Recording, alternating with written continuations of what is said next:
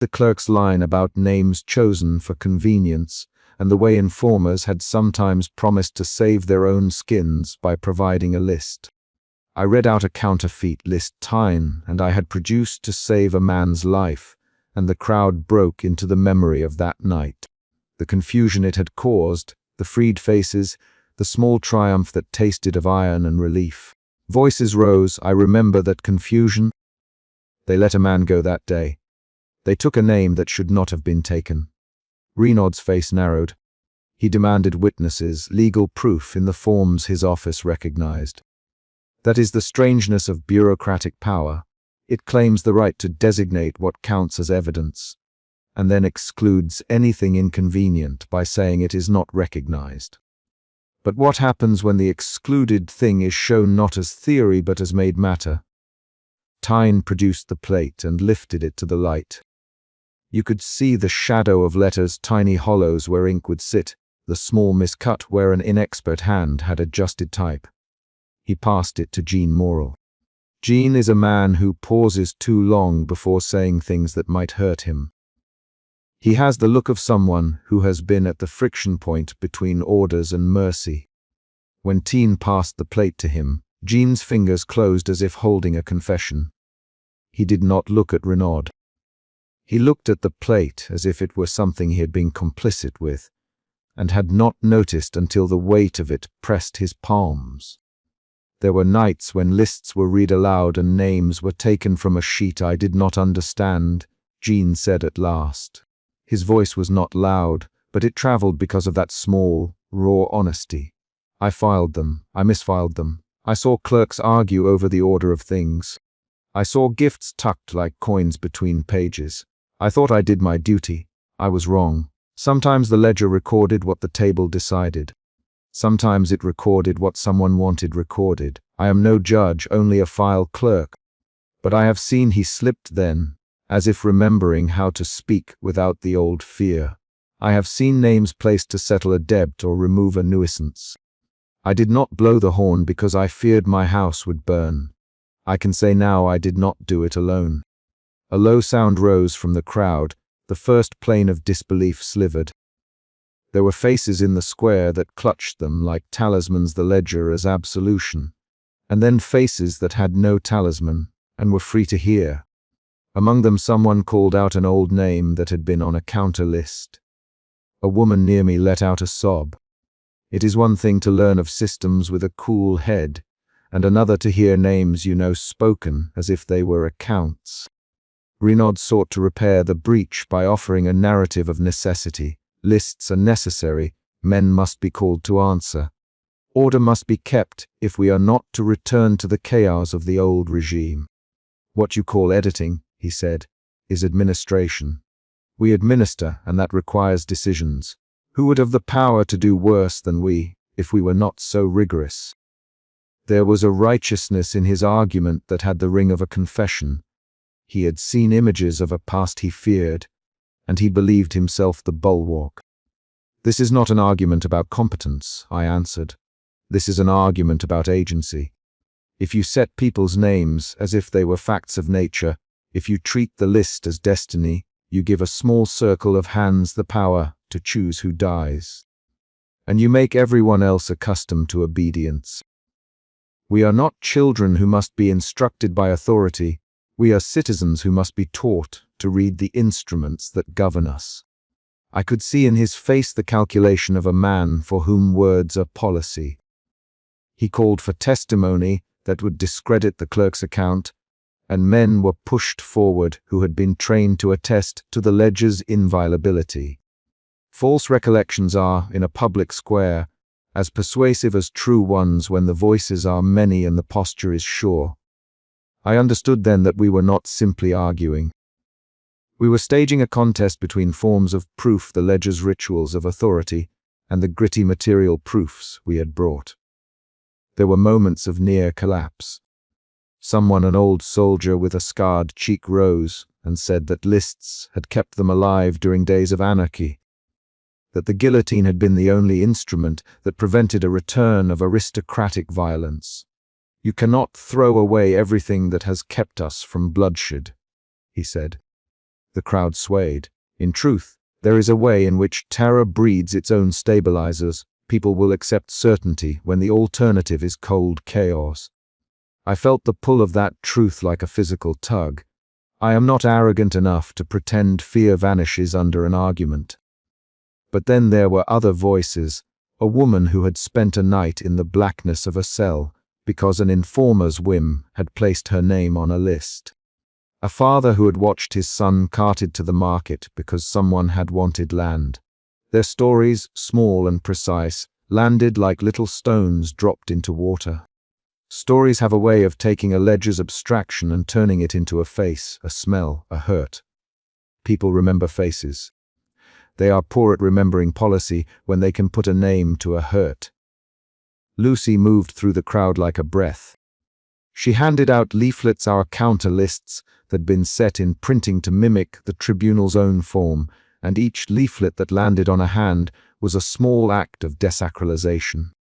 The appearance of a printed list in someone's palm made the ledger less an oracle and more an object. Bastien ran like wind among the groups, slipping paper in fingers, and one of the children in the front stood up and read a name aloud from a counterfeit list, just to see what would happen. The child's voice, too young for the gravity of the place, made people laugh and then made them stop because the laugh was laced with something too dangerous to be only mirth. At a certain point Renaud's temper frayed. He was a man who could keep his color in the council house. In public, the demands change the manner. You parade your plates and you call names, and you think that the people will decide by whim, he said. He called for the municipal guard to clear the steps. The command had weight because commands in that square are a habit. Men move when told. Two of his officers began to force a narrow path through the crowd toward us. It is a curious thing how people reveal their compass when a shove or a threat is near. Some will run and shelter behind the habit of obedience. Others will stand and be counted. I had not come to the steps because I thought the law could be convinced by quiet argument. I had come because argument in the open can make people choose the small courage of looking. The shove was a test. Jean Morel stepped forward and placed himself between Renaud's officers and our group. He had no dramatic gesture. He simply stood there, hands behind his back, face set as if he had decided to be accountable for a thing he had once permitted. He did not stop the officers by strength, but by the moral authority he bore like a badge made of fatigue. "We can do this without blood," he said. "You ask for proof. You have it. We will make a record. We will let the city decide. But do not drag us to a spectacle for your own vindication." There was a weight in the words, because they came from someone who knew the forms of the place and had chosen awkwardly, late to be honest in them. Renaud's eyes slid to the crowd, and for a moment the square looked like a balance. On one side, the comfort of order. On the other, the emergence of a people who could read their instruments. When a man's duty has been to fix meaning, the threat is not only to his office, but to the habit of thought he has cultivated. He cannot be removed easily without asking his supporters to see the world differently. They call crowds fickle, but what I saw was not fickleness, but a new habit. People were learning a new muscle to look and to ask. When a counter list fluttered into a vendor's palm, the vendor did not burn it. He studied it. A woman who had always crossed herself in the direction of the tribunal for safety now refused to do it, and instead tucked a leaflet into her bodice, as if it were a saving amulet. Small gestures multiplied. Renaud's retort was to appeal to fear. If you deny the ledger, what stops the old men from returning? Who will keep the streets from brigands? The lists are a necessary cruelty. The argument is a sly one. To name is to protect, in a twisted arithmetic. It is easier to cut ahead than to untangle social debts. Perhaps the question is not whether lists exist, I said, but who writes them and why. If naming must be done, let it be done openly, argued for, not tucked behind the hand of a clerk who can be bribed. If we must decide who stands trial, let it be by transparent processes and not by the whim of a table. Give your ledger to the light. There is a particular silence when you ask for daylight from those accustomed to shade. The officiants of secrecy are alarmed by the sun. They know how shadows hide mistakes. The moment at which our small theatre bent was quiet and ridiculous and glorious. Tyan, who had risked his plates and his livelihood to bring forth proof, had another maneuver. He took a rag from his pocket and wiped at the plate with the practiced motions of someone who presses type for a living. He then asked that the plate be read as if it were a testimony. A child's voice in the crowd read the raised type aloud. The sounds matched the ledger's cadence and then diverged, because the very physical existence of letters on metal is different from a list purported to be destiny. A physical object demonstrated the ledger's manufacture. At that point, something shifted. Men in the back of the crowd who had accepted the ledger as an instrument of protection hesitated. They had been taught that the names were fates. Now they could see the machinery. Doubt is contagious. A tremor of doubt slid through the square and for a moment changed the way the sun fell on faces. Light does funny things when it reveals seams. Renaud tried to recover his master by accusing us of sedition. He shouted legal terms and threatened arrests and the guillotine schedule as if to remind everyone that the law's rituals could still be performed. He raised his ledger and tapped a page with his quill, as if the quill were a pointer to the only truth. "Names are not to be trifled with," he said. "You endanger the Republic when you encourage randomness." We were accused of randomness by a man who specialized in the firm certainty of lists. It was a delicious irony. I could not help being aware of it, even as I felt my own throat tighten. This was the point at which I had to choose what to value, the safety of argument or the hazard of action. We are not asking for chaos, Father Bino intoned. We ask for transparency and mercy. If power must name, let it name before its people. Let names be justly made. His words were a rope to hold us by. They were both a plea and an admonition. He had the gift of making moral propositions look like sentences in a ledger of conscience. The square at the end was not neatly divided. It had become a palimpsest of loyalties and fears and the impression of small decisions. Some returned to the habit of obedience because fear is comfortable when it wears the skin of certainty. Others, once they had seen that names could be composed, found the courage to carry a counter list like a talisman. I felt the change not as a sea but as a grain, many tiny things shifting to make a new terrain. When the officers finally withdrew, it was not because Renaud had been shamed into retreat. He left with his ledger closed and his mouth hard. He had not been defeated. He had, however, had his certainties exposed to the sun. That exposure is something like a wound. It will scar, and if tended it may heal. If not, it will fester. We had opened a wound in the practice of naming, and that wound would cause pain for both sides. I do not imagine, for a moment, that the ledger was dead. Authorities do not yield their instruments easily. But I had shown the city the metal under the skin. I had made visible what had been performed as inevitable. The crowd broke up into small clusters, some jubilant, some terrified. Lucy moved to my side and pressed my hand. Her fingers were cold, and for an instant I felt the smallness of being human. The future is not made in a single speech, but in the stubborn repetition of acts. We retreated slowly from the steps, not as fugitives, but as people who had delivered an argument into the square and left it to the people to chew. In the back of my mind, beneath the satisfaction of having given voice to the ledger's manufacture, ran the knowledge of consequence. Men had stood up that day. Some of them would be remembered, and some of them would be brought in for questioning. We had not eradicated the tribunal's authority. We had, if anything, made it angrier. But we had taught a small new skill to a people, to look at the instruments that govern them, and to ask who made them.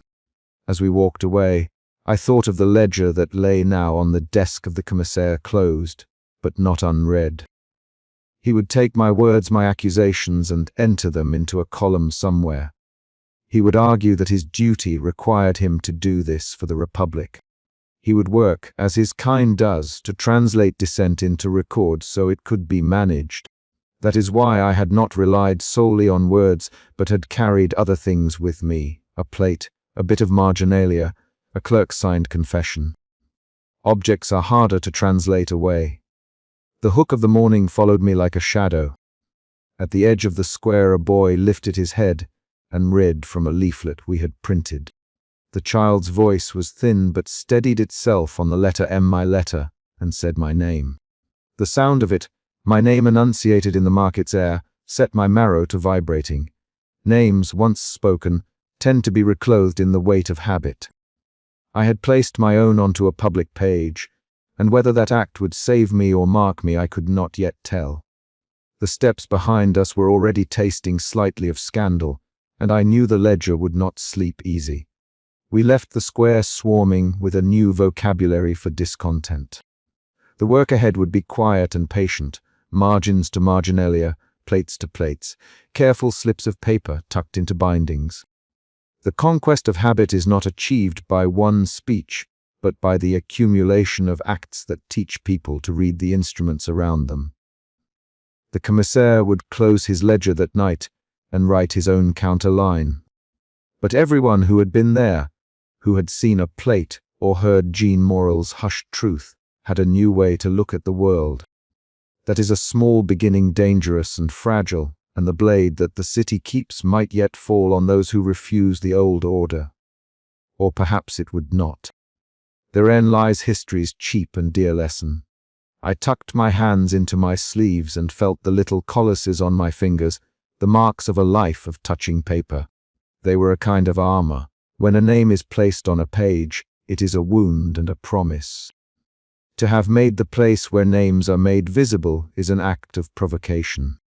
I do not know whether the day will end with a verdict or with a reprise of careful measures. I only know that once a city glimpses the tool that makes destiny, it cannot entirely unsee it, and that glance, like a small seed, will either root or be trampled. We walked home with our pockets full of paper and our mouths dry. Lucy kept murmuring certain lines as if learning them by heart. Tyne kept rubbing his palms as if he could clean the day from his hands. Father Binot walked with his head bowed and held a small bundle close to his chest, as if it were a sacrament or an answer. Jean Morel lagged, his uniform rumpled. He had done something that would be noticed by men who count into columns and care about neatness. I thought of Renaud up on the steps, closing his ledger with a motion that was more ritual than necessity. His authority had been nicked. It would not be bloodied yet, but it would be watched. When I came to the shop that evening, the door smelled like damp paper and glue. I set the kettle to boil and sat at my small counter, the shop a safe geography of well-known shadows. The ledger had been argued in public. Now the work would be private and slow. Marginalia grow in quiet places. Names can be rehabitualized by many small acts. But a hook is not only what ends a sentence. It is what keeps the reader turning the page. Mine was not an artifice, but a fact. That child's voice on the steps had read my name aloud. Paper makes names public. Paper makes them permanent. The square had given me a visibility I had not sought and could not wholly avoid. The ledger on the commissaire's desk would be opened again. Some entries would remain and others be shifted. The question that now sat on my chest like a live coin was simple and terrible. Had we loosened a habit or only moved the place where names were counted? The guillotine's shadow still cut the skyline. The city had learned to look. That and nothing else was a beginning. We had provoked doubt.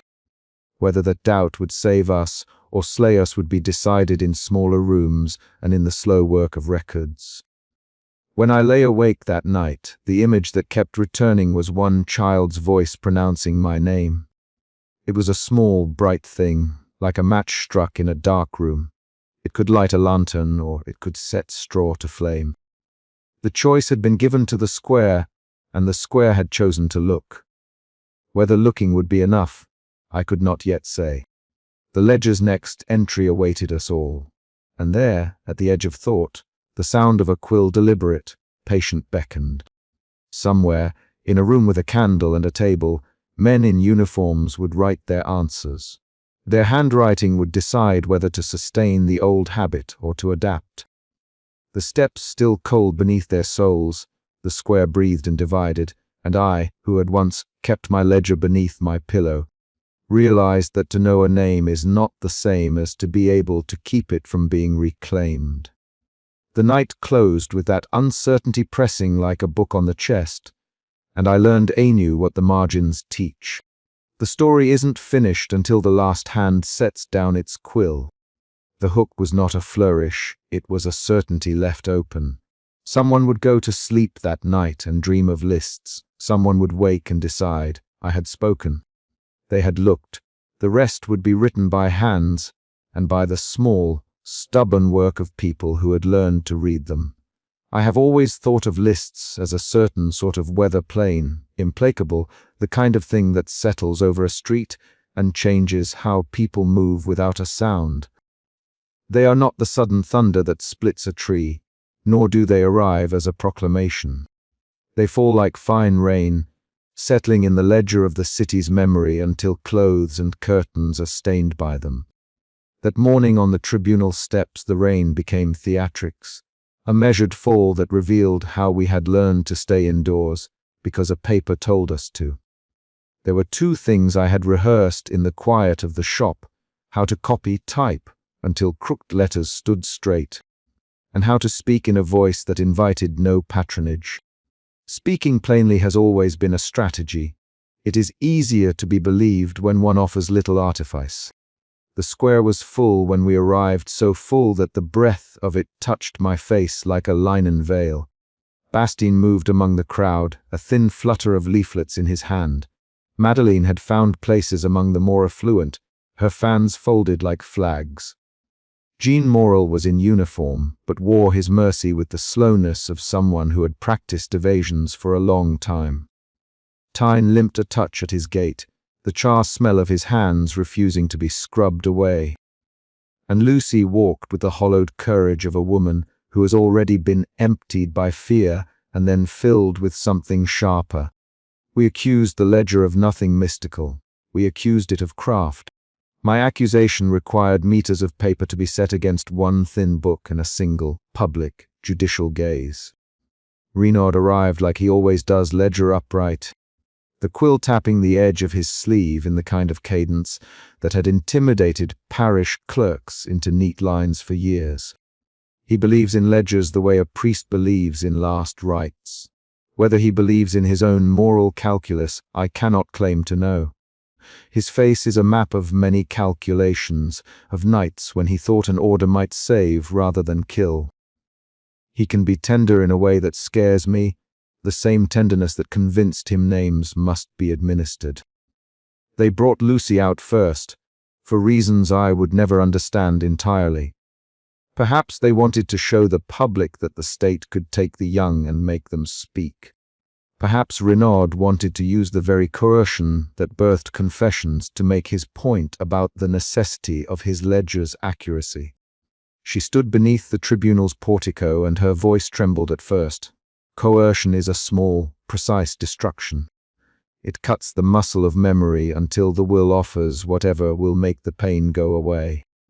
I named them because they asked me to, because it worked, because it stopped the lashes, she said, and the words came like a set of small knives. The crowd hissed. I felt every blade nearly, the shop's boards beneath my feet, the memory of nights spent copying her handwriting to a rhythm. The times I had covered her sleep when she could not hold a book steady. I felt the betrayal as if it were a gust. Then she reached into the sleeve of her shifted gown and unfolded a well-folded paper. You could have heard a coin fall somewhere in the crowd. It was a marginal list, one we had circulated in secret months before, the copy I had inserted into a binding and told her to take if ever she was forced.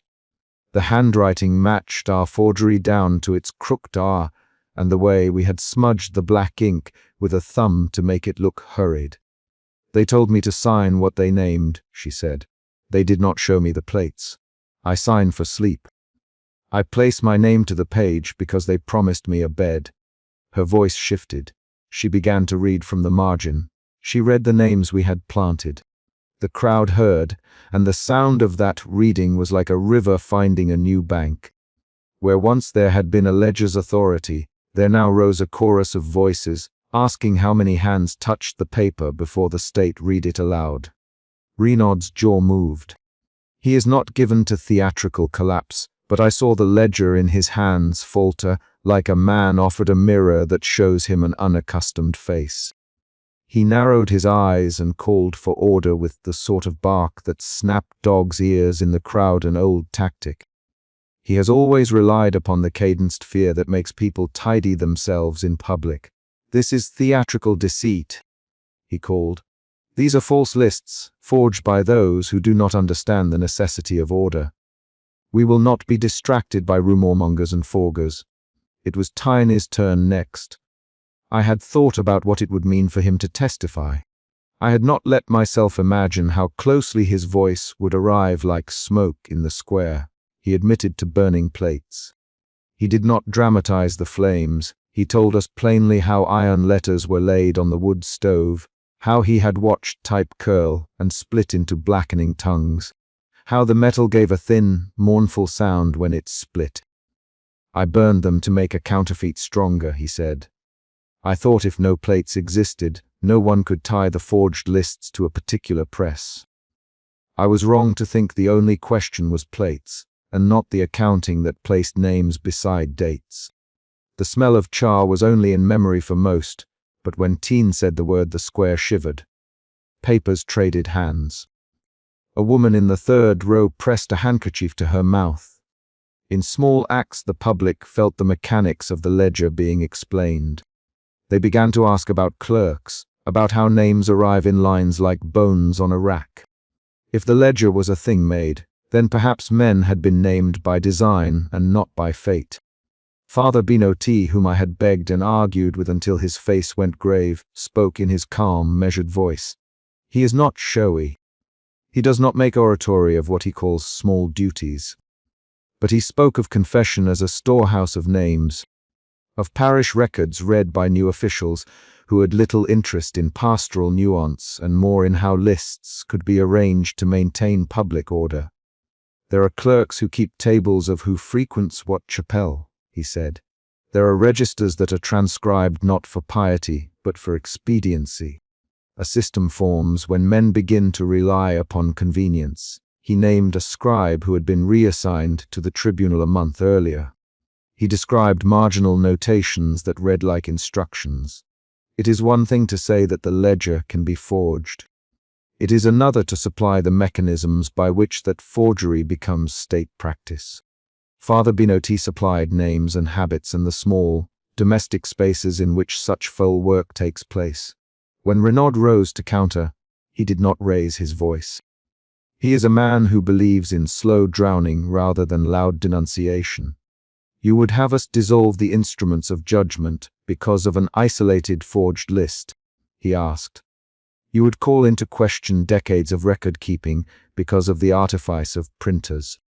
There were gestures, the way a magistrate moves his hands like the arrangement of scales. "If the people believe that names can be changed by theta, then we lose the Republic's edge. We invite anarchy." Madeleine moved forward, her voice like a trimmed ribbon. She described whispers at salons where lists were read and altered to protect friends.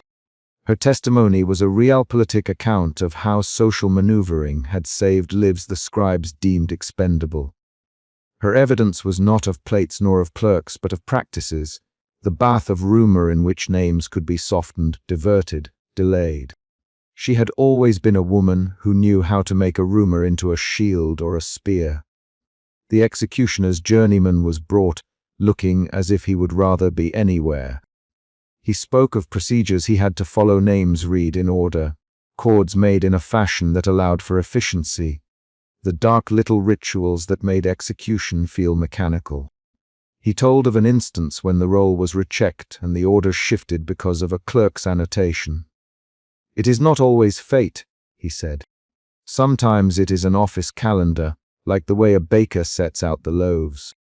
The crowd muttered as if learning that their deaths could be scheduled as a baker schedules bread was both absurd